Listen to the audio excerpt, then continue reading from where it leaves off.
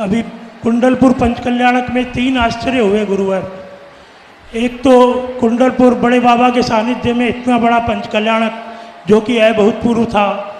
दूसरा पूज्यवर आचार्य श्री के सानिध्य में इतने सारे शिष्य और शिष्याओं के सानिध्य मिलना, जो कि कुंद कुंद भगवान के बाद में ऐसा पंचकल्याणक हुआ, आपके मुख से मैंने सुना। तीसरा आश्चर्य एक बहुत ज़बरदस्त हुआ गुरुवर, जो मेरे समझ में आज दिन तक नहीं आ रहा है, इसलिए मैं आपके पास आज जबलपुर आया हूँ गुरुवर।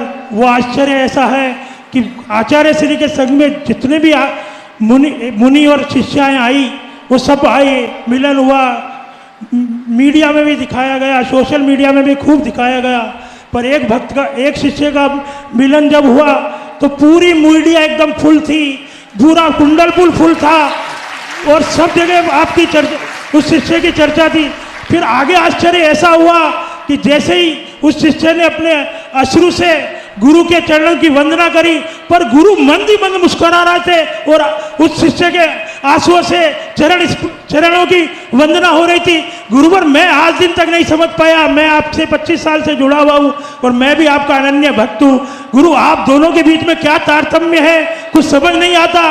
वो कहते हैं आप धासु साधु है, धारते हैं, पर आप ऐसे मौनी बाबा की तरह वहां रहे पूरे कुंडलपुर पंचकल्याणक में जैसे आपको कुछ ही नहीं आता और आप एकदम मौन रहे। गुरुवर, मैं भी समझना चाहता हूँ, मैं भी आपकी तरह बनना चाहता हूँ। गुरुवर, बताने की कृपा करें। नमोस्तु नमोस्तु नमोस्तु। रमेश जी, उसका चित्र यहाँ लगा भी हुआ है, एक बार देखें।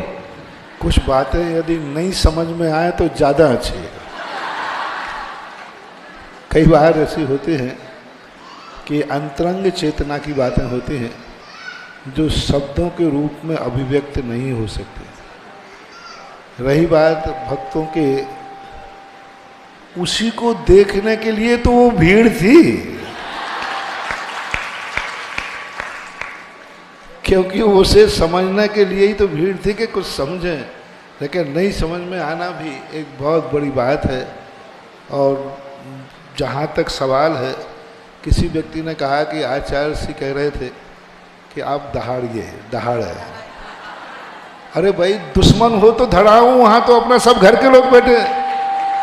अबे बताओ भाई, शेर कभी अपनी मेजॉरिटी में दहाड़ता है? तो वो तो हमारा सब लोग अपने गुरुजन बैठे, वहाँ क्या दहाड़ना। कोई एक आध दुश्मन को लाके बताऊं तो बताऊं कि दहाड़ कैसी होती है। तो दहाड़ने के लिए भी तो मौका, प्रसंग चाहिए पड़ता है। और आगे की जो बातें हैं वो तो अपने गुरु और शिष्य के लिए, गुरु के सामने कितना भी बड़ा हो जाए, माँ बाप के सामने और गुरु के सामने कभी व्यक्ति को अपने आप को बड़ा नहीं मानना चाहिए। क्योंकि बड़ों के सामने जितना लघु बनने में आनंद है, उतना बड़ा बनने में आनंद नहीं है। क्योंकि लघु बनने में जो कुछ मिलता है वो अलौकिक होता है। समर्पण में जो मिलता है वो अलौकिक होता है। जिस समय भक्त भगवान को नमस्कार करता है, उसी समय सब कुछ मिलता है, बाकी सब तो औपचारिकता है। जब तुम भगवान को जब नमोस्तु करते हो और वह जो समर्पण होता है, बस उस समय जो एनर्जी मिलती है, वह एनर्जी ना तो पूजा से मिलती है, ना देखने से मिलती है, वो सबसे ज़्यादा समर्पण। तो जितना ज़्यादा वहाँ अपन को कुछ देना नहीं है, वहाँ सब कुछ लेना है।